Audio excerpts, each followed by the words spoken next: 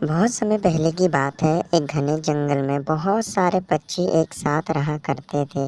वो हमेशा एक दूसरे की सुख दुख में हमेशा एक दूसरे के साथ निभाया करते थे। जंगल में बारिश आने वाली थी, इसके वजह से सारे चिड़िया मिलकर फैसला करते हैं। सुनो भाइयों और बहनों, जंगल में कुछ दिनों के बाद बारिश आने वाली है। मैं चाहती हूँ कि तुम सब अपने अपने घोंसले को पक्के कर लो और बारिश से पहले अपने घोंसले को अच्छे से बना लो। यह सुनकर सारे चिड़िया हाँ में हाँ भरते हैं और अपने अपने काम में लग जाते हैं। उनमें से एक चील था। वह बड़ा कामचोर, नालायक और घमंड इंसान था। वह हर पक्षी के घोंसले छीन लिया करता था। मुझे क्या घोंसले की जरूरत। मैं तो आसमान को चीर के ऊपर चला जाऊंगा, मुझे टेंशन नहीं है। ऐसे ही कुछ दिन गुजरने लगते हैं। धीरे धीरे दिन रात होने लगता है और सारे चिड़ियों ने मेहनत से अपना अपना घर बना लिया था। कालू घर बनाया, तोता घर बनाया और टीनू चिड़िया ने भी अपना घर बना लिया था। बट वह चील भी वही पुराने घर में सड़ रहा था। कुछ दिनों के बाद फिर जंगल में बारिश आने वाली थी। फिर से सुबह हुई। सारे चिड़ियों ने देखा कि जंगल में बहुत तेज बारिश होने लगी है। चील उसी पुराने घोंसले में सड़ रहा था। कुछ देर बाद चील का घोंसले में पानी भी भरने लगने वाला था। वह पानी भरने के कारण वह उड़ने लगा। अब मैं क्या करूं? मेरा पंख बहुत दर्द कर रहा है, इसके वजह से मैं ऊंचा उड़ान नहीं उड़ पा रहा हूं। चलो मैं देखता हूं, किसी के घर रहने के लिए आज रात मिल जाए तो बहुत अच्छा हो। फिर चील उड़ते हुए कालू कौवे के घर के पास जाता है और दरवाजा ठोकता है। भाई कोई है, दरवाजा खोलो, मैं बहुत गीला हो चुका हूँ बाहर। कौन है इतनी बरसात में? किसकी मैयत निकली है जो इतनी बरसात में यहाँ पर आए हो? भाई कौन हो?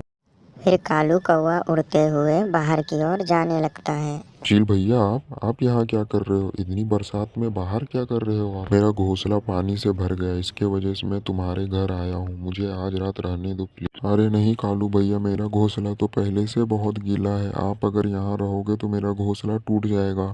फिर मैं बरसात में कहाँ रहूँगा? आप दूसरे के घर जाओ प्लीज। तूने मुझे ना बोला, इतनी तुम्हारी हिम्मत हो गई? बाज को ना बोल रहा है रहने के लिए? अभी बताता हूँ तुम्हें। यह सुनकर बाज कौवे को बहुत मारने लगता है। बचाओ बचाओ, मुझे बचाओ इस चील से। चील भाई मुझे छोड़ दो। अब तुम जाओ यहाँ से, वरना और मार खाना है क्या? तुम जाओ यहाँ से, चल। फिर कालू कौवा उड़ते हुए टीनू चिड़िया को सारी बात बताने के लिए जाने लगता है। टीनू चिड़िया बहन, मुझे बारिश में अपने घर में थोड़ा सहारा दे दो। अरे नहीं कालू भाई, मेरा घर तो पहले से कमज़ोर है। मैं तुम्हें यहाँ नहीं रख सकती हूँ। लेकिन तुमने भी तो पक्का घर बनाया था। वो तुम्हारा पक्का घर कहाँ गया?